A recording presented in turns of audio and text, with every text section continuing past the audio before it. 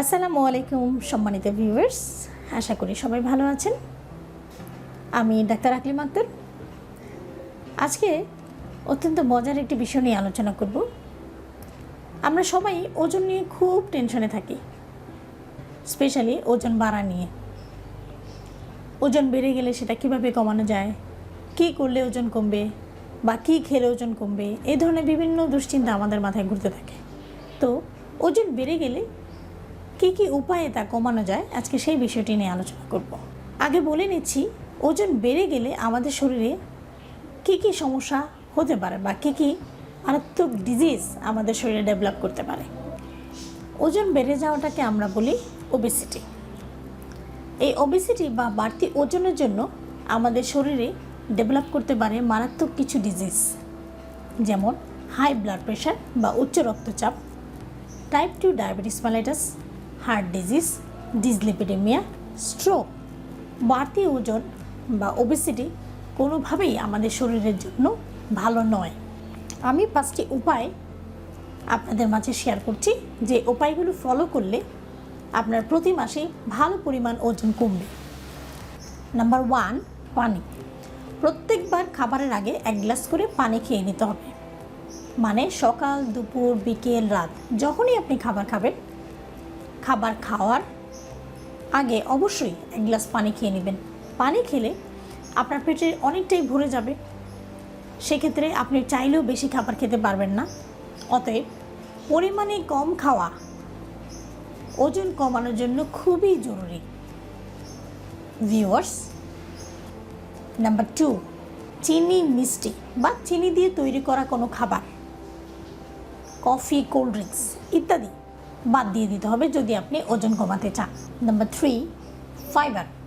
প্রচুর পরিমাণে fibre rich বা ফাইবার রয়েছে যে খাবারগুলো, সেই খাবারগুলো বেশি করে খেতে হবে। কেন? কারণ ফাইবার সহজে হজম হয় না, পেটে অনেকক্ষণ ধরে থাকে, সেক্ষেত্রে আপনার খুব দ্রুত ক্ষুধা লাগবে না, মানে ক্ষুধাটা দেরি করে লাগবে। ফাইবার রয়েছে খাবারগুলো যেমন লাল চাল, লাল আটা, ওটস ইত্যাদি। তাছাড়া ফাইবারে ক্যালোরিও কম, যা ওজন কমাতে সাহায্য করে। নাম্বার 4, ফলমূল, শাকসবজি।